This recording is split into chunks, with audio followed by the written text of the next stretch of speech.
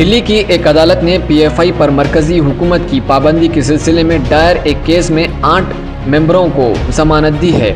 اس معاملے میں دلی پولیس پر تنقید کرتے ہوئے عدالت نے پولیس سے سوال کیا کہ ملزمین نے 27 سپتمبر اور تہاڑ جیل میں 4 اکتوبر تک حراست میں رہتے ہوئے غیر قانونی سرگرمیاں کیسے کی۔ ایڈیشنل سیشن جج سنجے نے کہا کہ مرکزی حکومت کی جانب سے پی ایف آئی تنظیم پر پابندی عائد کرنے سے قبل ملزمان احتیاطی حراست میں تھے اور انہیں تہاڑ جیل سے رہائی کے فوراً بعد گرفتار کر لیا گیا تھا۔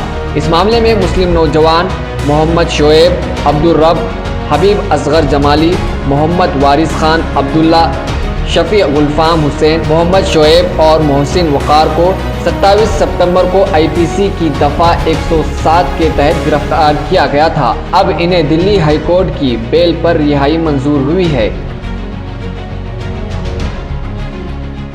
اگر آپ نے چینل کو سبسکرائب نہیں کیا ہے تو ضرور سبسکرائب کریں، بیل آئیکن بھی پریس کریں تاکہ خبریں آپ تک بروقت پہنچ سکیں۔ مزید اپڈیٹس کے لیے آپ واٹس ایپ گروپ بھی جوائن کر سکتے ہیں، لنک ڈسکرپشن میں موجود ہے۔